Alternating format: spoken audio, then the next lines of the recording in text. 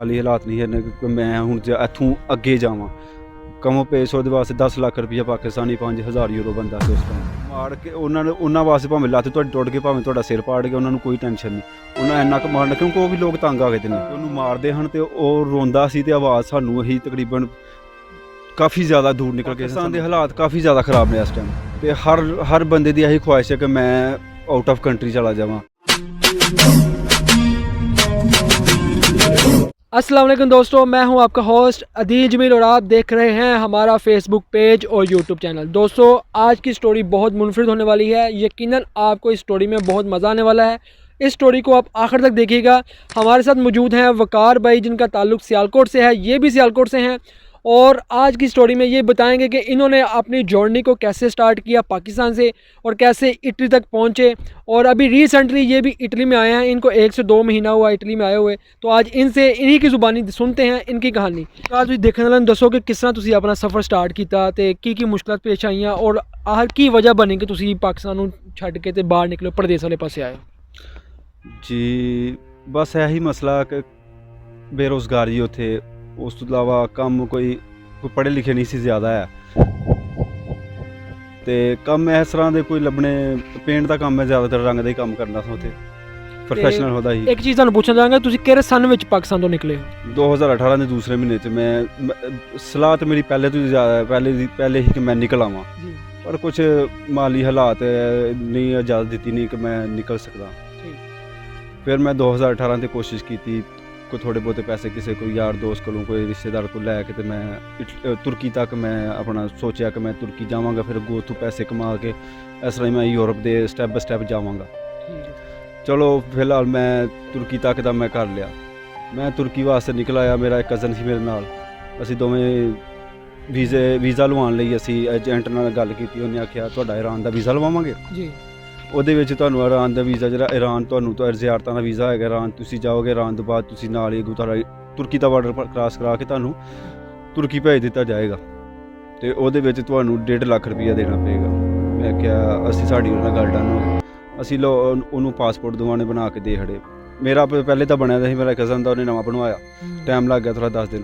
Passport ਬਣਾ ਕੇ ਉਹਨੂੰ ਦਿੱਤੇ ਨੇ, ਉਸ ਬੰਦੇ ਨੇ ਸਾਡੇ ਵੀਜ਼ੇ ਨਹੀਂ ਲਵਾਏ ਸਾਨੂੰ 15-20 ਦਿਨ। ਪੈਸੇ ਸਾਡੇ ਕੋਲ ਗਲਤੀ ਹੋਈ, ਮੇਰਾ ਕਜ਼ਨ ਔਰ ਬੰਦੇ ਤੇ ਇਤਮਾਦ ਕਰ ਬੈਠਾ ਕਿ ਉਹਨੂੰ ਪੈਸੇ ਦੇ 1 ਲੱਖ ਰੁਪਈਆ ਪਹਿਲਾਂ ਮੈਂ ਤੁਹਾਡੇ ਵੀਜ਼ੇ ਲਵਾਉਣੇ ਨੇ। ਉਸ ਬੰਦੇ ਨੇ ਸਾਡੇ ਵੀਜ਼ੇ ਨਹੀਂ ਲਵਾਏ, ਸਾਨੂੰ ਮਸਲਨ ਜ਼ਲੀਲ ਕਰਨ ਲੱਗ ਪਿਆ ਕਿ ਤੁਹਾਡੇ ਵੀਜ਼ੇ ਮੈਂ ਲਵਾ ਰਿਹਾ। ਤਕਰੀਬਨ 1 ਮਹੀਨਾ ਗੁਜ਼ਰ ਗਿਆ, ਉਹਨੇ ਵੀਜ਼ੇ ਨਹੀਂ ਲਵਾਏ। ਫਿਰ ਅਸੀਂ ਹਾਰ ਕੇ ਉਹਨੂੰ ਆਖਿਆ ਕਿ ਪੈਸੇ ਇਸ ਤਰ੍ਹਾਂ ਪੈਸੇ ਡੁੱਬ ਜਾਣੇ ਆ, ਇਹਨੇ ਪੈਸੇ ਨਹੀਂ ਦੇਣੇ। ਫਿਰ ਅਸੀਂ ਉਹਨੂੰ ਆਖਿਆ ਕਿ ਸਾਡੀ ਤੋਂ ਫੁੱਲ ਡੰਕੀ ਲਵਾ ਦੇ, ਮਸਲਨ ਕਿ ਅਸੀਂ ਫੁੱਲ ਰਸਤੇ ਜਿਸ ਤਰ੍ਹਾਂ ਵੀ ਹੈ ਮੁਸ਼ਕਲਾਂ ਜੋ ਵੀ ਅਸੀਂ ਜਾਵਾਂਗੇ। यानी कि तुसीं फुल डंकी ला के आए ਫੁੱਲ हो। ਡੰਕੀ ਲਾ ਕੇ किन्ने दिनां च तुसीं पाकिस्तान तो तुर्की तक पहुँचे हो?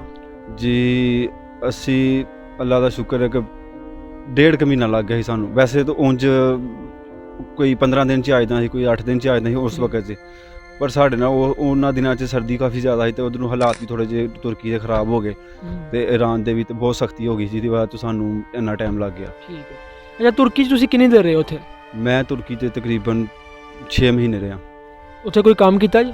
ਜੀ ਹਾਂ, ਮੈਂ ਇੱਕ ਪਹਿਲੇ ਫਸਟ ਟਾਈਮ ਜਾਂਦਿਆਂ ਸਾਰੇ ਇੱਕ ਫੈਕਟਰੀ 'ਤੇ ਕੰਮ ਕੀਤਾ। ਪਿੰਡ ਦੇ ਕੁਝ ਲੜਕੇ ਹਨ, ਕੁਝ ਦੋਸਤ ਹਨ, ਉਹਨਾਂ ਨਾਲ ਮੈਂ ਗਿਆ, ਉਹ ਉੱਥੇ ਕੰਮ ਕਰਦੇ ਹਨ। ਅਸੀਂ ਤਕਰੀਬਨ 1.5 ਮਹੀਨਾ ਕੰਮ ਕੀਤਾ ਉੱਥੇ। ਉਹਨਾਂ ਨੇ ਸਾਨੂੰ ਪੈਸੇ ਨਹੀਂ ਦਿੱਤੇ, ਉਹਦੇ ਪੈਸੇ ਨਹੀਂ ਮਿਲੇ ਸਾਨੂੰ ਕੰਮ। ਫਿਰ ਅਸੀਂ ਉਸ ਜਗ੍ਹਾ ਨੂੰ ਛੱਡ ਕੇ ਕਿਸੇ ਹੋਰ ਦੋਸਤ ਕੋਲ ਗਏ ਹਾਂ, ਉੱਥੇ ਤਕਰੀਬਨ 2 ਮਹੀਨੇ ਕੰਮ ਕੀਤਾ, ਕੋਈ ਖਰਚਾ ਮਰਚਾ ਹੀ ਬਣਿਆ ਵੇ। ਤੇ ਮਸਲਨ ਕਿ ਤੁਰਕੀ ਰਹਿ ਕੇ ਕੋਈ ਇਹ ਬੰਦਾ ਕਹੇ ਕਿ ਉੱਥੇ ਰਹਿ ਕੇ ਅਸੀਂ ਪੈਸੇ ਕਮਾ ਕੇ ਆਪਣੇ ਪਿੱਛੇ ਭੇਜ ਲਈਏ, ਕੋਈ ਨਿਜ਼ਾਮ ਨਹੀਂ ਉੱਥੇ। अच्छा वकार एक गल दसो जी, तुसीं तुर्की तो यूनान निकलण दी तुसीं कोशिश कीती है, ठीक है, तुसीं थोड़ी देर 6 महीने रहे हो उत्थे, तुसीं की सोचा है या कित्थों तुसीं पैसे किते हैं यूनान निकलण वास्ते? मैं तो पहले अपने रिश्तेदारों को सारे को मेरे को क्योंकि है हैं थोड़े हैं, मैनू पता ही मैं एक थोड़े पैसों से भी बंदा कोशिश कर सकता जा सकता, बस वो किस्मत है कि जो पहुँच जाते तुम। मेरे को थोड़े पैसे मैं एक बार ट्राई की, मैं असी फड़े गए ही वापस उन्होंने रिपोर्ट किया। दूसरी बार भी असी गए इस तरह, फिर साढ़े नाल ऐसे ही काम होया। फिर मैं सोचा कि यह काम जो पैसे लाने पैने ने तो फिर ही पहुँचा जाना, इस तरह नहीं है जलील ही होना। मैं तकरीबन फिर किसी दोस्त को अगे पिछे घर रिश्तेदारों को पूछा नहीं किसी को मिले। फिर थोड़े जे पैसे कि साढ़ा एक लोन से ही थोड़ा जहा मेरे वाल साहब का वो मिलना ही, कोई जॉब करते हैं कितने, तो उन्होंने तो पास नहीं होया तो वो मेरी किस्मत कि उन्होंने दिनों वो पास हो गया तो उन्होंने दिनों सानू पैसे मिल गए। ਤੇ ਫਿਰ ਤੁਸੀਂ ਫਿਰ ਉੱਥੋਂ ਫਿਰ ਮੈਂ ਉਹਨਾਂ ਪੈਸਿਆਂ ਨਾਲ ਫਿਰ ਮੈਂ ਯੂਨਾਨ ਆ ਗਿਆ। ਮੈਂ ਫਿਰ ਵੀ ਉਹ ਤੇ ਉਹਨਾਂ ਪੈਸਿਆਂ ਦੇ ਵਿੱਚ ਮੈਂ ਅੱਛੀ ਗੇਮ ਕੀਤੀ। ਫਿਰ ਵੀ ਮੈਂ ਤਕਰੀਬਨ 4 ਵਾਰੀ ਮੈਂ ਕੋਸ਼ਿਸ਼ ਕੀਤੀ, 5ਵੀਂ ਵਾਰੀ ਮੈਂ ਪਾਸ ਹੋਇਆ, ਫਿਰ ਮੈਂ ਅੱਛਾ, ਪਹੁੰਚਿਆ। ਤੁਰਕੀ ਤੋਂ ਯੂਨਾਨ ਆਉਂਦਿਆਂ ਕੋਈ ਤੁਹਾਡੇ ਨਾਲ ਕੋਈ ਹੈਂਗੀ ਪੈਂਗੀ ਹੋਈ ਹੋਏ ਰਸਤੇ ਵਿੱਚ, ਕੋਈ ਜ਼ੁਲਮ ਹੋਇਆ, ਕਈਆਂ ਤੁਸੀਂ ਕੋਈ ਜ਼ਿਆਦਤੀ ਵੇਖੀ ਹੋਏ, ਜਾਂ ਤੁਹਾਡੇ ਨਾਲ ਹੀ ਕੋਈ ਐਸਾ ਹੋਇਆ ਕਿ ਤੁਸੀਂ ਕਹੋ ਕਿ ਯਾਰ ਇਹ ਕੀ ਕਰ ਛੜਿਆ, ਜਾਂ ਮੈਂ ਕਿੱਡੀ ਵੱਡੀ ਗਲਤੀ ਕੀਤੀ? ਭਾਈ ਜਾਨ, ਇੱਕ ਇਹ ਰਸਤਾ ਹੀ ਇਸ ਤਰ੍ਹਾਂ ਦਾ ਸੀ। ਇੱਕ ਬੰਦਾ ਉੱਥੇ ਜਦੋਂ ਰਸਤੇ ਦੇ ਵਿੱਚ ਹੁੰਦਾ ਤਾਂ ਬੰਦਾ ਸੋਚਦਾ ਕਿ ਬੜਾ ਕੁਝ ਸੋਚਦਾ ਬੰਦਾ ਕਿ ਯਾਰ ਮੈਂ ਬਹੁਤ ਗਲਤੀ ਕਰ ਬੈਠਾ ਇਸ ਰਸਤੇ 'ਚ ਆ ਕੇ। ਬਹੁਤ ਉੱਥੇ ਬਹੁਤ ਕੁਝ ਹੁੰਦਾ ਬੰਦੇ ਨਾਲ। ਬੰਦਾ ਉੱਥੇ ਕੁਝ ਵੀ ਨਹੀਂ ਕਰ ਸਕਦਾ। ਉਹ ਮਾਰਦੇ ਵੀ ਨੇ, ਉਹ ਪੈਸੇ ਤੁਹਾਡੇ ਕੋਲ ਨਹੀਂ ਹੈ, ਜੋ ਵੀ ਉਹਨਾਂ ਪੈਸੇ ਮੰਗਣੇ ਨੇ ਪੈਸੇ ਦਿਓ, ਤੁਹਾਨੂੰ ਫਿਰ ਅੱਗੇ ਭੇਜਣਾ ਵੇ। ਤਕਰੀਬਨ ਤੁਹਾਨੂੰ ਬਿਲਾ ਵਜ੍ਹਾ 10-5 ਦਿਨ ਬਾਲ ਛੱਡਣਗੇ ਉੱਥੇ, ਇੱਕ ਕਮਰੇ 'ਚ ਰੋਟੀ ਨਹੀਂ ਦੇਣੀ, ਕੁਝ ਨਹੀਂ ਦੇਣਾ, ਤਾਂ ਇੰਨੇ ਪੈਸੇ ਦਿਓ ਫਿਰ ਤੁਹਾਨੂੰ ਅੱਗੇ ਕਰਨਾ। ਤੇ ਜ਼ੁਲਮ ਕਰਦੇ ਨੇ, ਤੁਰਵਾ ਕੇ ਮਾਰ ਮੂਰ ਕੇ ਉਹਨਾਂ ਨੇ ਤੁਹਾਨੂੰ ਮੰਜ਼ਿਲ 'ਤੇ ਪਹੁੰਚਾਉਣਾ। ਭਾਵੇਂ ਤੁਸੀਂ ਤੁਰੋ ਭਾਵੇਂ ਨਾ ਤੁਰੋ, ਤੁਹਾਨੂੰ ਉਹਨਾਂ ਪਹੁੰਚਾਉਣਾ। ਉੱਥੇ ਉਹਨਾਂ ਨੇ ਪੈਸੇ ਲੈਣੇ ਨੇ। ਏਜੰਟ ਮਾਫੀਆ ਉਹ ਕਿਸੇ ਦਾ ਹਯਾ ਨਹੀਂ ਕਰਦੇ। ਕਿ ਯੂਨਾਨ ਵਿੱਚ ਤੁਸੀਂ ਕਿੰਨੀ ਦੇਰ ਰਹੇ ਹੋ ਤੇ ਕੀ ਕੰਮ ਕੀਤਾ? ਮੈਂ ਯੂਨਾਨ ਵਿੱਚ ਤਕਰੀਬਨ 4 ਸਾਲ ਰਿਹਾ। ਤੇ ਕੀ ਕੰਮ ਕੀਤਾ ਜੋ? ਸ਼ੁਰੂ ਤੋਂ ਮੈਂ ਜਦੋਂ ਗਿਆ ਵਾਂ ਤੇ ਉੱਥੇ ਇੱਕ ਮੇਰਾ ਦੋਸਤ ਸੀ, ਉਹਦੇ ਨਾਲ ਮੈਂ ਤਕਰੀਬਨ ਜਾਂਦਿਆਂ ਸਾਰੀ ਉਹਦਾ ਮਿਹਰਬਾਨੀ ਉਹਦੀ ਮੈਨੂੰ ਉਹਨੇ ਤਕਰੀਬਨ 1 ਮਹੀਨਾ ਕੁ ਮੇਰਾ ਜਾਂਦਿਆਂ ਲਵਾ ਖੜਿਆ ਆਪਣੇ ਮਾਲਕ ਨਾਲ। ਤੇ ਮਸਲਨ ਬਲੈਕ 'ਚ ਕੰਮ, ਉਹਨੇ ਕੋਈ ਪੇਪਰ ਨਹੀਂ ਸੀ ਮੇਰੇ ਕੋਲ, 1 ਮਹੀਨੇ ਦਾ ਉਹਨੇ ਮੇਰੇ ਨਾਲ ਕੰਮ ਲਵਾ ਛੜਿਆ। ਮੇਰੇ ਕੋਲ ਪੈਸੇ ਪੂਸੇ ਮੇਰੇ ਕੋਲ 4 ਮੈਨੂੰ ਬਣਾ ਦਿੱਤੇ। ਕੰਮ ਕੀ ਕੀਤਾ ਜੋ ਉੱਥੇ? ਕੰਮ ਮੈਂ ਉੱਥੇ ਕੀਤਾ ਸੀ, ਇੱਕ ਕੋਈ ਵਾਈਨ ਦੀ ਫੈਕਟਰੀ ਸੀ ਛੋਟੀ ਜਿਹੀ, ਉੱਥੇ ਵਾਈਨ ਬਣਦੀ ਸੀ, ਉਸ ਜਗ੍ਹਾ 'ਤੇ ਮੈਂ ਕੰਮ ਕੀਤਾ ਸੀ 1 ਮਹੀਨਾ। ਫਿਰ ਉਸ ਤੋਂ ਬਾਅਦ ਮੇਰੇ ਦੋਸਤ ਨੇ, ਮੈਂ 1-2 ਮਹੀਨਾ ਵਿਹਲਾ ਰਿਹਾ ਵਾਂ, ਕੋਈ ਮੇਰੇ ਕੋਲ ਕੰਮ ਨਹੀਂ ਸੀ ਹੈ, ਉਹ ਬਸ ਉੱਥੇ ਕੰਮ ਥੋੜ੍ਹਾ ਜਿਹਾ 1 ਮਹੀਨੇ ਦਾ ਹੀ ਮੇਰਾ। ਫਿਰ ਮੈਂ ਮਾਲਟਿਆਂ ਦੇ ਕੰਮ 'ਤੇ ਚਲਾ ਗਿਆ ਵਾਂ। ਸਕਾਲਾ ਲਕੋਨੀਆ ਸ਼ਹਿਰ ਹੈ ਉੱਥੇ ਗ੍ਰੀਸ ਦਾ, ਉੱਥੇ ਮੈਂ ਗਿਆ ਵਾਂ। ਤਕਰੀਬਨ ਉੱਥੇ ਮੈਂ 4-5 ਮਹੀਨੇ ਕੰਮ ਕੀਤਾ ਵੇ। ਬਾਰਿਸ਼ ਦੇ ਵਿੱਚ ਮਾਲਟੇ ਖੋਏ ਨੇ। ਮਸਲਨ ਕਿ ਬਹੁਤ ਹੀ ਮੁਸ਼ਕਲ ਕੰਮ ਸੀ ਤੇ ਪੈਸੇ ਕੁਝ ਨਹੀਂ ਸੀ ਮਿਲਦੇ।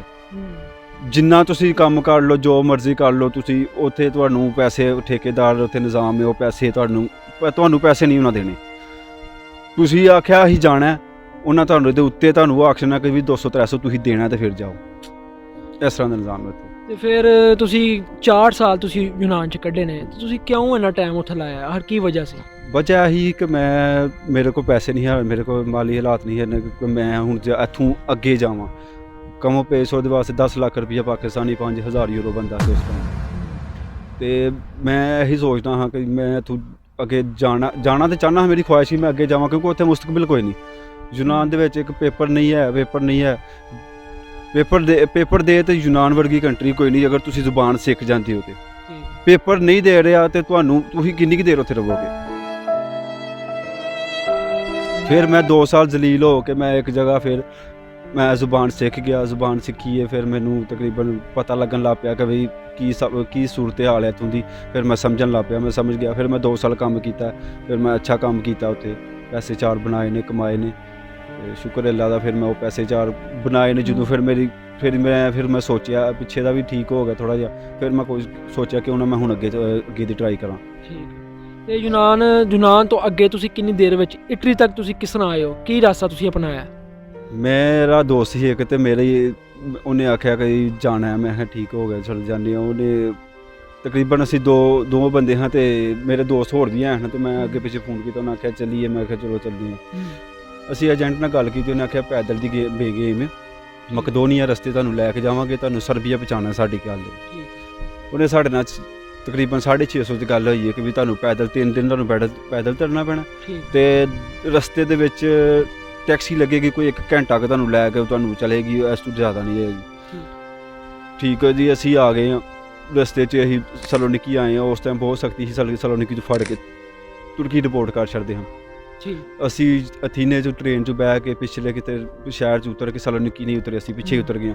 ਉੱਥੋਂ ਅਸੀਂ ਪੈਦਲ ਅੱਗੇ ਪਿੱਛੇ ਟੈਕਸੀਆਂ 'ਚ ਹੋ ਕੇ ਅਸੀਂ ਸਲੋਨਿਕੀ ਜਗ੍ਹਾ 'ਤੇ ਆ ਕੇ ਉੱਥੋਂ ਅਸੀਂ ਨਿਕਲ ਆਏ ਹਾਂ। ਤਕਰੀਬਨ ਅਸੀਂ 2 ਦਿਨ ਅਸੀਂ ਇੱਕ ਉੱਥੇ ਉਹਨਾਂ ਦਾ ਏਜੰਟਾਂ ਦੇ ਇੱਕ ਸੇਫ ਜੀ ਹੁੰਦੀ ਹੈ, ਉੱਥੇ ਉਹ ਖਿਲਾਰ ਲਿਆ ਕੇ ਬੰਦੇ ਇਕੱਠੇ ਕਰਕੇ ਫਿਰ ਲੈ ਕੇ ਸਾਡੇ ਝੁੰਡ ਨੂੰ ਨਿਕਲਦੇ ਨੇ। ਕਿਉਂਕਿ ਥੋੜ੍ਹੇ ਜਿਹੇ 2-4 ਬੰਦੇ ਤਾਂ ਲੈ ਕੇ ਨਹੀਂ ਨਿਕਲਣਾ, ਉਹਨਾਂ ਨੇ ਕਾਫੀ ਬੰਦੇ ਲੈ ਕੇ ਨਿਕਲਦੇ ਨੇ, 100, 60, 50 ਜਿੰਨੇ ਉਹਨਾਂ ਕੋਲ ਜ਼ਿਆਦਾ ਹੋਈ। ਉੱਥੇ 2 ਦਿਨ ਉਹਨਾਂ ਸਾਨੂੰ ਰੱਖਿਆ, ਖਾਣਾ ਪੀਣਾ ਜੋ ਵੀ ਸਾਨੂੰ ਉਹਨਾਂ ਨੇ ਉੱਥੇ ਸਾਡੇ ਕੋਲੋਂ ਅਸੀਂ ਪੈਸੇ ਦੇਣੇ, ਉਹਨਾਂ ਲਿਆ ਕੇ ਦੇਣਾ। ਤਕਰੀਬਨ ਅਸੀਂ 4 ਤੋਂ 5 ਦਿਨ ਲੱਗ ਗਏ ਸਾਨੂੰ ਸਰਬੀਆ 'ਤੇ ਕਰਾਉਂਦੇ ਆ। ਤੇ ਠੀਕ। 4 ਤੋਂ 5 ਦਿਨ ਅਸੀਂ ਬਾਹਰ ਬਾਰਿਸ਼ ਦੇ ਵਿੱਚ ਦਿਨ ਪੇ ਰਾਤ ਹੀ ਜੰਗਲਾਂ ਦੇ ਵਿੱਚ ਹੀ ਕੱਢੇ ਨੇ। ਤੇ ਰੋਟੀ ਕੀ ਖਾਧੀ? ਰੋਟੀ ਸਾਡੇ ਕੋਲ ਐਸੀ ਹੁੰਦਾ ਹੀ ਹੈ, ਇੱਕ ਛੋਟਾ ਜਿਹਾ ਡੱਬੀ ਇੱਕ ਚਾਰ ਦੀ ਹੀ, ਕੁਝ ਵਗੈਰਾ ਰੋਟੀ ਇੱਕ ਹੁੰਦੀ ਹੈ। ਅੱਛਾ, ਇਹ ਦੱਸੋ ਫਿਰ ਸਰਬੀਆ ਤੋਂ ਤੁਸੀਂ ਫਿਰ ਅੱਗੇ ਕਿੱਥੇ ਕਿਹੜੇ ਮੁਲਕ ਆਏ ਸੋ? ਸਰਬੀਆ ਫਿਰ ਮੈਂ ਆਇਆ ਵਾਂ ਜਦੋਂ, ਤੇ ਤਕਰੀਬਨ ਸਾਨੂੰ 10-12 ਦਿਨ ਅਸੀਂ ਫਿਰ ਉੱਥੇ ਸਾਨੂੰ ਲੱਗ ਗਏ ਨੇ। ਕੈਂਪ ਇੱਕ 'ਚ ਆਏ ਆ, ਉਸ ਕੈਂਪ ਥੋੜ੍ਹੀ ਜਿਹੀ ਹਾਲਤ ਠੀਕ ਸੀ, ਉਸ ਕੈਂਪ 'ਚ ਅਸੀਂ ਰਹੇ ਹਾਂ। ਉਹਨਾਂ ਸਾਨੂੰ ਖਾਣਾ ਪੀਣਾ ਦਿੱਤਾ, ਸਾਨੂੰ ਰਿਹਾਇਸ਼ ਦਿੱਤੀ ਹੈ। ਓਪਨ ਕੈਂਪ ਨੇ, ਆਜ਼ਾਦ ਕੈਂਪ ਨੇ ਸਰਬੀਆ ਵਿੱਚ, ਉੱਥੇ ਅਸੀਂ ਆਏ ਹਾਂ। ਉੱਥੋਂ ਤਕਰੀਬਨ 2-4 ਦਿਨ ਅਸੀਂ ਰਹੇ ਹਾਂ, ਤੇ ਮੁੰਡੇ ਸਾਡੇ ਨਾਲ ਸਾਨੂੰ ਆਉਂਦੇ ਨੇ ਅੱਗੇ ਚੱਲੀਏ ਬਾਰਡਰ ਦੇ ਉੱਤੇ, ਉੱਥੋਂ ਗੇਮ ਕਰਨੇ ਆ ਅੱਗੇ ਜਾਣ ਵਾਸਤੇ। ਅਸੀਂ ਉੱਥੇ ਆ ਗਏ ਅੱਗੇ ਬਾਰਡਰ ਦੇ ਵਿੱਚ। ਉਸ ਕੈਂਪਾਂ ਦੇ ਹਾਲਾਤ ਬਹੁਤ ਖਰਾਬ ਹਨ। ਉੱਥੇ ਸੌਣ ਲਈ ਅੰਦਰ ਨਾ ਬਿਸਤਰਾ, ਨਾ ਕੋਈ ਜਗ੍ਹਾ ਹੋਵੇ, ਖਾਣ ਪੀਣ ਕੋਈ ਚੀਜ਼ ਨਹੀਂ। ਜੋ ਵੀ ਤੁਹਾਨੂੰ ਉੱਥੇ ਜੇ ਮਿਲਦੀ ਹੈ, ਇੱਥੇ ਕਾਰਡ ਨਹੀਂ ਪਹਿਲੇ ਬੰਦਾ, ਇੱਕ ਕਾਰਡ ਬੰਦਾ ਉੱਥੇ ਖਾਣੇ ਵਾਸਤੇ, ਉਹ ਬੰਦੇ ਕੋਲ ਲੈ ਤੁਹਾਨੂੰ ਖਾਣਾ ਮਿਲੇਗਾ। ਅਸੀਂ ਉੱਥੇ ਆ ਗਏ, ਅਸੀਂ ਬਾਹਰ ਉੱਥੇ ਹੀ ਸੌਂਦੇ ਰਹੇ ਹਾਂ। ਫਿਰ ਅਸੀਂ ਉੱਥੇ ਟਰਾਈ ਕੀਤੀ ਹੈ ਕਿ ਅਸੀਂ ਹੁਣ ਗੇਮ ਕਰ ਲਈਏ। ਮੁੰਡੇ ਸਾਡੇ ਨਾਲ ਆਏ ਦੇ ਹਨ, ਅਸੀਂ 6 ਮੁੰਡੇ ਹਾਂ, ਵਿੱਚੋਂ 4 ਜਿਹੜੇ ਨੇ ਉਹਨਾਂ ਨੇ ਆਪਣਾ ਏਜੰਟ ਕੀਤਾ ਹੋਵੇ, ਤੇ ਸਾਨੂੰ ਉਹਨਾਂ ਨੇ ਆਖਿਆ ਕਿ ਅਸੀਂ ਚੱਲ ਰਹੇ ਹਾਂ, ਅਸੀਂ ਇਹ ਏਜੰਟ ਕਰ ਲਿਆ। ਅਸੀਂ ਉਹਨਾਂ ਨੂੰ ਆਖਿਆ ਤੁਸੀਂ ਸਾਡੇ ਨਾਲ ਆਏ ਹੋ ਤੇ ਸਾਡੇ ਨਾਲ ਹੀ ਚਲੋ, ਸਾਨੂੰ ਵੀ 2-4 ਦਿਨ ਵੇਟ ਕਰ ਲਿਓ, 10 ਦਿਨ ਸਾਡਾ ਵੀ ਹੋ ਹੀ ਜਾਂਦਾ, ਤੇ ਤੁਸੀਂ ਜਾਂ ਤਾਂ ਇੱਕ ਨਾਲ ਹੀ ਗੱਲ ਕਰ ਲੈਣੇ, ਇੱਕ ਜਣ ਨਾਲ। ਉਹਨਾਂ ਨੇ ਆਖਿਆ ਨਹੀਂ ਅਸੀਂ ਇਸ ਨਾਲ ਕਰ ਲਈਏ, ਤੁਸੀਂ ਵੀ ਦੱਸੋ। ਤੇ ਮੇਰੀ ਜਿਹੜੀ ਪੇਮੈਂਟ ਸੀ ਉਹ ਯੂਨਾਨ ਸੀ, ਉਹਨਾਂ ਦੀ ਪਾਕਿਸਤਾਨ ਸੀ। ਉਹ ਇਸ ਤਰ੍ਹਾਂ ਕਰਕੇ ਗੱਲ ਰਲੀ ਨਹੀਂ ਸਾਡੀ। ਉਹ ਨਿਕਲ ਗਏ ਨੇ ਉਹ 2-3 ਦਿਨ ਦੇ ਵਿੱਚ ਉਹ ਪਹੁੰਚ ਗਏ ਨੇ, ਹੈਂਗਰੀ ਰਸਤੇ ਆਏ ਨੇ ਜਾਲ ਵਾਲੇ ਪਾਸੇ ਨੂੰ। ਉਹ ਜਾਲ ਪਾਰ ਕਰਾਉਂਦੇ ਨੇ ਪਠਾਨ ਅਫਗਾਨੀ ਨੇ। ਅੱਛਾ, ਤੁਸੀਂ ਇਹ ਦੱਸੋ ਕਿ ਵਕਾਰ ਕਿ ਤੁਸੀਂ ਸਰਬੀਆ ਤੋਂ ਕਿਸ ਤਰ੍ਹਾਂ ਤੁਸੀਂ ਪਹੁੰਚੇ, ਕਿਹੜੇ ਮੁਲਕ ਪਹੁੰਚੇ ਹੋ ਸਰਬੀਆ ਤੋਂ? ਸਰਬੀਆ 'ਚੋਂ ਮੈਂ ਹੈਂਗਰੀ ਦੇ ਰਸਤੇ ਆਇਆ ਵਾਂ। ਹੈਂਗਰੀ ਤੋਂ ਮੈਂ ਜਿਹੜਾ ਨਾ ਅਸੀਂ ਹੈਂਗਰੀ ਰਸਤੇ ਆਏ ਹਾਂ। ਉਹ ਲੋਕ ਇੰਨੇ ਕੁ ਖਤਰਨਾਕ ਨੇ, ਇੱਕ ਜਾਲ ਮਸਲਨ ਕਿ ਬਣਿਆ, ਤਾਂ ਉਹਨਾਂ ਨੇ ਆਪਣਾ ਬਾਰਡਰ ਉੱਤੇ ਆਪਣਾ ਸੇਫਟੀ ਰੱਖੀ ਦੀ। ਉਹ ਪਾਰ ਕਰਦਿਆਂ ਕੋਈ ਵਿੱਚ ਜੇ ਬੰਦਾ ਕੋਈ ਫੜ ਕੇ, ਤੇ ਉਹ ਪੁਲਿਸ ਉਸ ਬੰਦੇ ਨੂੰ ਇੰਨਾ ਕੁ ਮਾਰਦੇ ਨੇ, ਤਾਂ ਸਮਝ ਲਓ ਕਿ ਮਾਰ ਕੇ ਉਹਨਾਂ ਵਾਸਤੇ ਭਾਵੇਂ ਲੱਤ ਤੁਹਾਡੀ ਟੁੱਟ ਕੇ, ਭਾਵੇਂ ਤੁਹਾਡਾ ਸਿਰ ਪਾੜ ਗਿਆ, ਉਹਨਾਂ ਨੂੰ ਕੋਈ ਟੈਨਸ਼ਨ ਨਹੀਂ। ਉਹਨਾਂ ਇੰਨਾ ਕੁ ਮਾਰਨਾ, ਕਿਉਂਕਿ ਉਹ ਵੀ ਲੋਕ ਤੰਗ ਆ ਗਏ ਤੇ ਨੇ। ਤੇ ਉਹ ਰਸਤੇ ਦੇ ਵਿੱਚ ਮੇਰੇ ਸਾਹਮਣੇ ਇੱਕ, ਮੈਂ ਇਸ ਤਰ੍ਹਾਂ ਪਾਰ ਕੀਤਾ ਜਾਲ, ਤੇ ਮੇਰੇ ਤੋਂ ਬਾਹਰ ਦੂਸਰਾ ਲੜਕਾ ਪਾਸ ਕਰਨ ਲੱਗਾ। ਗੱਡੀ ਆ ਗਈ ਹੈ ਅਚਾਨਕ ਵਿੱਚ, ਉਹ ਲੜਕੇ ਦੀ ਉਂਗਲ ਜਿਹੜੀ ਨਾ ਚੀਰ ਕੱਤੀ। ਉਹਨੇ ਜਾਲ ਹੀ ਉੱਤੇ ਬਲੇਡ ਲੱਗੇ ਹੁੰਦੇ ਨੇ ਉਹ ਜਾਲ ਦੇ ਉੱਤੇ, ਉਹਦੀ ਉਂਗਲ ਚੀਰ ਕੱਤੀ। ਉਹ ਇੰਡੀਆ ਦਾ ਲੜਕਾ ਸੀ, ਪੰਜਾਬੀ ਸੀ, ਉਹਦੀ ਉਂਗਲ ਚੀਰ ਕੱਤੀ। ਉਹ ਲੜਕਾ, ਮੈਂ ਗਾਂਹ ਨਿਕਲ ਗਿਆ ਵਾਂ, ਉਹ ਵਿੱਚ ਰਹਿ ਗਿਆ। ਪਿੱਛੇ 2-3 ਬੰਦੇ ਜਿਹੜੇ ਸਾਨੂੰ ਪਿੱਛਾ ਲੈ ਕੇ ਸਾਨੂੰ ਨਾ ਕਿ ਗਾਂਹ ਨਿਕਲ ਜਾਓ, ਤੁਸੀਂ ਦੌੜ ਜਾਓ। ਉਹਨਾਂ ਨੂੰ ਜਦੋਂ ਅਸੀਂ ਅੱਗੇ ਦੌੜਦੇ ਗਏ ਅਸੀਂ ਹੈਂਗਰੀ ਦੇ ਵਿੱਚ। ਪਿੱਛੋਂ ਉਸ ਲੜਕੇ ਨੂੰ ਜਨਾਬੇ ਵਾਲੀ ਉਹਨਾਂ ਨੇ ਐਂ ਨਹੀਂ ਵੇਖਿਆ, ਨੂੰ ਸੱਟ ਲੱਗ ਗਈ। ਉਹਨਾਂ ਨੇ ਉਹ ਲੜਕਾ ਰਾਤ ਦਾ ਟਾਈਮ ਸੀ, ਤੇ ਉਹਨੂੰ ਮਾਰਦੇ ਹਨ, ਤੇ ਉਹ ਰੋਂਦਾ ਸੀ, ਤੇ ਆਵਾਜ਼ ਸਾਨੂੰ ਅਸੀਂ ਤਕਰੀਬਨ ਕਾਫੀ ਜ਼ਿਆਦਾ ਦੂਰ ਨਿਕਲ ਗਏ, ਸਾਨੂੰ ਉੱਥੇ ਤੱਕ ਆਵਾਜ਼ ਜਾਂਦੀ, ਇੰਨਾ ਕੁ ਮਾਰਦੇ ਹਨ ਉਹਨੂੰ। ਤੁਸੀਂ ਹੁਣ ਵਕਾਰ ਇਹ ਦੱਸੋ ਕਿ ਜਦੋਂ ਤੁਸੀਂ ਬੋਸਨੀਆ ਆਏ ਹੋ ਕਿ ਹੰਗਰੀ ਤੋਂ ਬਾਅਦ, ਜਾਂ ਕਿਹੜੇ ਮੁਲਕ ਗਏ ਸੋ? ਹੰਗਰੀ, ਸਰਬੀਆ ਤੋਂ ਹੈਂਗਰੀ ਦੇ ਵਿੱਚ, ਹੈਂਗਰੀ ਦਾ ਬਾਰਡਰ ਕ੍ਰਾਸ ਕਰਕੇ ਅਸੀਂ ਆਸਟਰੀਆ ਐਂਟਰ ਹੋਏ। ਆਸਟਰੀਆ ਤੋਂ ਫਿਰ ਕਿਸ ਤਰ੍ਹਾਂ ਤੁਸੀਂ ਇਟਲੀ ਆਏ ਹੋ? ਆਸਟਰੀਆ ਅਸੀਂ ਫਿਰ ਜਦੋਂ ਆਏ ਹਾਂ, ਤੇ ਅਸੀਂ ਇੱਕ ਪਿੰਡ ਦੇ ਵਿੱਚ ਆਏ ਹਾਂ, ਕਿਉਂਕਿ 2-3 ਦਿਨ ਦੇ ਵਿੱਚ 4 ਦਿਨ ਸਾਨੂੰ ਲੱਗ ਗਏ ਹਨ ਹੈਂਗਰੀ ਦੇ ਵਿੱਚ। ਖਾਣਾ ਪੀਣਾ ਸਾਡੇ ਕੋਲ ਕੋਈ ਚੀਜ਼ ਨਹੀਂ ਹੈ, ਤੇ ਅਸੀਂ ਆਪਣਾ ਸਾਥ ਛੱਡ ਗਏ ਹਾਂ ਕਿ ਹੁਣ ਇੱਥੋਂ ਅਸੀਂ ਕਿਤੇ ਦੌੜ ਭੱਜ ਨਹੀਂ ਸਕਦੇ, ਕਿੱਥੇ ਜਾਈਏ। ਅਸੀਂ ਫੁੱਲ ਆਪਣਾ ਆਪ ਛੱਡ ਗਏ ਦੇ ਹਾਂ।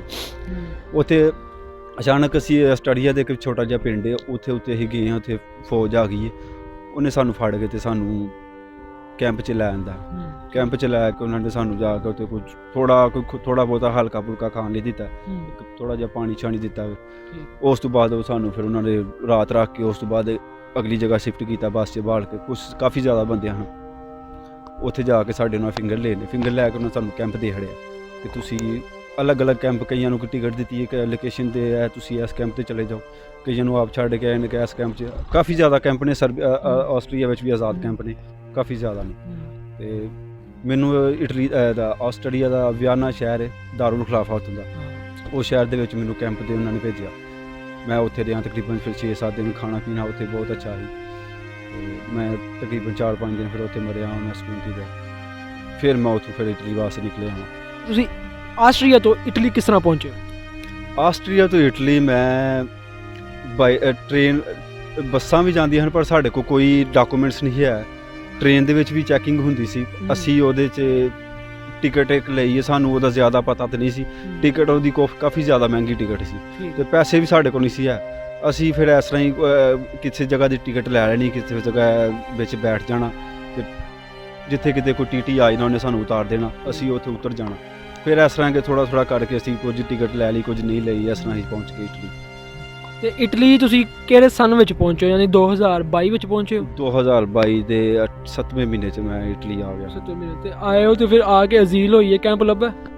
ਜੀ ਮੈਂ ਫਿਰ ਇਟਲੀ ਆਇਆ ਵਾਂ ਤੇ ਮੈਂ ਤਕਰੀਬਨ 4-5 ਦਿਨ ਫਿਰ ਇੱਕ ਦੋਸਤ ਕੋਲ ਗਿਆ ਵਾਂ, ਉਹਦੇ ਕੋਲ ਰਿਹਾ ਵਾਂ। ਫਿਰ ਉਸ ਤੋਂ ਮੈਂ ਗਿਆ ਵਾਂ ਕੈਂਪ 'ਚ, ਉਹਨਾਂ ਮੈਨੂੰ ਭੇਜਿਆ ਇੱਥੇ ਤੁਸੀਂ ਜਾਣਾ, ਉੱਥੇ ਤੇਰੀ ਅਜ਼ੀਲ ਹੋਏਗੀ, ਫਿਰ ਤੈਨੂੰ ਘਰ ਦੇਣਗੇ, ਰਿਹਾਇਸ਼ ਦੇਣਗੇ, ਜਿੱਥੇ ਤੂੰ ਰਹਿ ਸਹਿ ਸਕੇਗਾ, ਤੇਰਾ ਸਭ ਕੁਝ ਬਣਾ ਕੇ ਦੇਣਗੇ ਤੈਨੂੰ।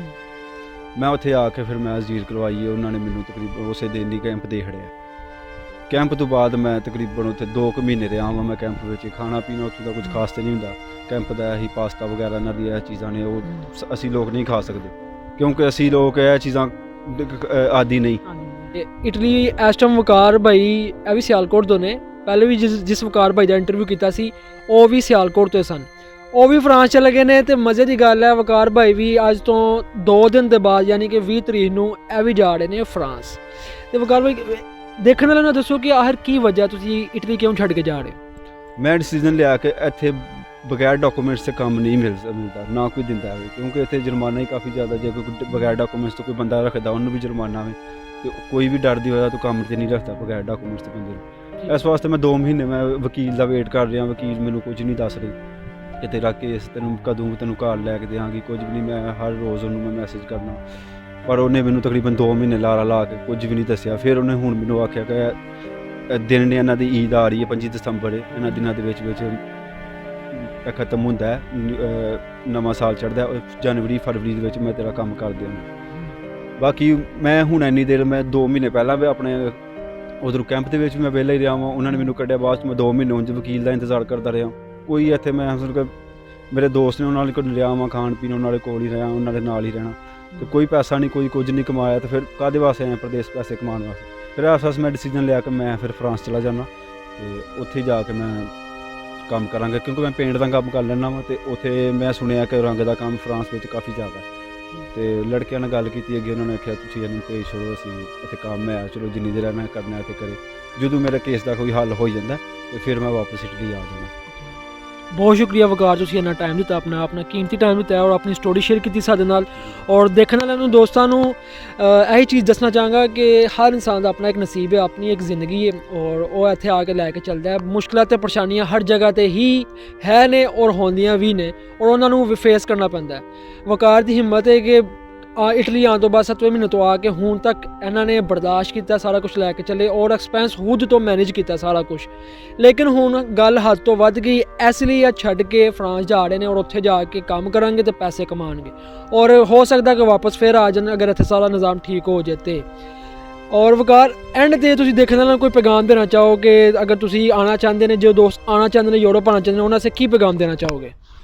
ਦੇਖੋ ਜੀ, ਇੱਕ ਸਾਡੇ ਲੋਕਾਂ ਦਾ ਇੱਕ ਪਾਕਿਸਤਾਨ ਦੇ ਹਾਲਾਤ ਕਾਫੀ ਜ਼ਿਆਦਾ ਖਰਾਬ ਨੇ ਇਸ ਟਾਈਮ, ਤੇ ਹਰ ਬੰਦੇ ਦੀ ਇਹੀ ਖੁਆਇਸ਼ ਹੈ ਕਿ ਮੈਂ ਆਊਟ ਆਫ ਕੰਟਰੀ ਚਲਾ ਜਾਵਾਂ, ਕੁਛ ਅੱਛਾ ਕਮਾਵਾਂ ਆਪਣੇ ਵਾਸਤੇ ਵੀ, ਆਪਣੇ ਬੱਚਿਆਂ ਵਾਸਤੇ, ਆਪਣੇ ਮਾਂ-ਪਿਓ ਵਾਸਤੇ, ਭੈਣਾਂ ਭਰਾਵਾਂ ਵਾਸਤੇ। ਕਿ ਬਜਾਏ ਤੁਸੀਂ ਗਲਤ ਰਸਤਾ ਚੁਣਨ ਦੇ ਬਜਾਏ ਤੁਸੀਂ ਸਿੱਧੇ ਰਸਤੇ ਆਓ।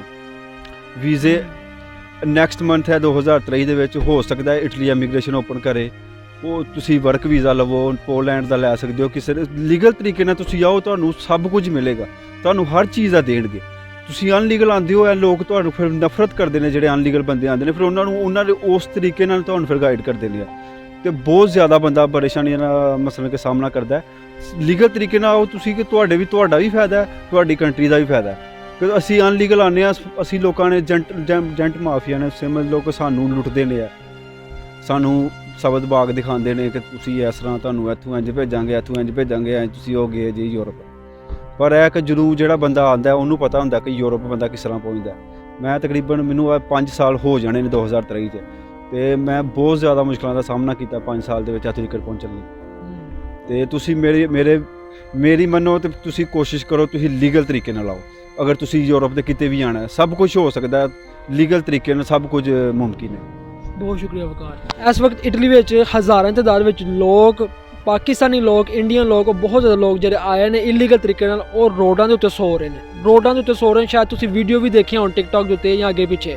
ਕਿ ਇਸ ਵਕਤ ਇਹ ਹਾਲਾਤ ਨੇ ਇਟਲੀ ਦੇ ਵਿੱਚ ਕਿ ਲੋਕਾਂ ਨੂੰ ਅਜ਼ੀਲ ਨਹੀਂ ਕੀਤੀ ਜਾਂਦੀ ਵੀ, ਘਰ ਨਹੀਂ ਦਿੱਤਾ ਜਾਂਦਾ ਪਿਆ, ਉਹ ਲੋਕ ਦਰ ਬਦਰ ਭਟਕਦੇ ਪਏ ਨੇ। ਉਹ ਲੋਕ ਜਿਨ੍ਹਾਂ ਨੂੰ ਘਰ ਪਾਕਿਸਤਾਨ ਦੇ ਵਿੱਚ ਰਹਿੰਦੇ ਹੋਏ ਹਰ ਚੀਜ਼ ਮਿਲਦੀ ਸੀ, ਖਾਣ ਪੀਣ ਕੱਪੜਾ ਜੁੱਤੀ, ਉਹਨਾਂ ਦੇ ਮਾਂ-ਬਾਪ ਸਭ ਕੁਝ ਉਹਨਾਂ ਦੇ ਸਨ, ਲੇਕਿਨ ਇਸ ਵਕਤ ਇੱਥੇ ਉਹਨਾਂ ਦੇ ਇਹ ਹਾਲਾਤ ਨੇ ਕਿ ਉਹ ਮਜਬੂਰ ਹੋ ਗਏ ਨੇ ਇੱਕ ਟਾਈਮ ਦੀ ਰੋਟੀ ਤੋਂ ਵੀ, ਔਰ ਬੈੱਡ ਦੀ ਦੂਰ ਦੀ ਗੱਲ ਹੈ ਉਹ ਰੋਡਾਂ ਦੇ ਉੱਤੇ ਫੁੱਟਪਾਥਾਂ ਦੇ ਉੱਤੇ ਸੌਂਦੇ ਪਏ ਨੇ। ਅੱਲਾਹ ਤਾਲਾ ਇਜਾਜ਼ਤ ਸਭ ਨੂੰ ਆਪਣੀ ਹਿਫਜ਼ੋ-ਮਾਨ 'ਚ ਰੱਖੇ, ਜਿੰਨੇ ਵੀ ਪ੍ਰਦੇਸ਼ ਵਿੱਚ ਨੇ ਸਾਡੇ ਸਾਰੇ ਭੈਣ ਭਰਾ ਜਿੰਨੇ ਵੀ ਨੇ, ਅੱਲਾਹ ਤਾਲਾ ਇਜਾਜ਼ਤ ਨੂੰ ਜਾਨ और ਮਾਲ ਦੀ ਹਿਫਾਜ਼ਤ ਕਰੇ। ਔਰ ਹਮੇਸ਼ਾ ਉਹ ਡਿਸੀਜਨ ਲੈਣਾ ਚਾਹੀਦਾ ਕਿ ਜਿਹੜਾ ਵਕਤ ਦੀ ਮੁਨਾਸਬਤ ਦੇ ਨਾਲ ਠੀਕ ਹੋਏ। ਇਸ ਵਕਤ ਆਉਣਾ ਬਹੁਤ ਹੀ ਈਜ਼ੀ ਹੈ, ਜਿਸ ਤਰ੍ਹਾਂ ਕਿ ਵਕਾਰ ਨੇ ਵੀ ਦੱਸਿਆ। ਅੱਲਾਹ ਤਾਲਾ ਇਜਾਜ਼ਤ ਇਹੀ ਕਹਾਂਗੇ ਐਂਡ ਤੇ ਕਿ ਅੱਲਾਹ ਤਾਲਾ ਇਜਾਜ਼ਤ ਸਭ ਨੂੰ ਕਾਮਯਾਬ ਕਰੇ ਤੇ ਸਭ ਦੀਆਂ ਮੰਜ਼ਿਲਾਂ ਆਸਾਨ ਕਰੇ। ਦੁਆਵਾਂ ਯਾਦ ਰੱਖਿਓ। ਮਿਲਨੇ ਅਸੀਂ ਫਿਰ ਕਿਸੇ ਵੀਡੀਓ 'ਚ, ਤਬ ਤੱਕ ਸਾਨੂੰ ਦਿਓ ਇਜਾਜ਼ਤ। ਅੱਲਾਹ ਹਾਫਿਜ਼।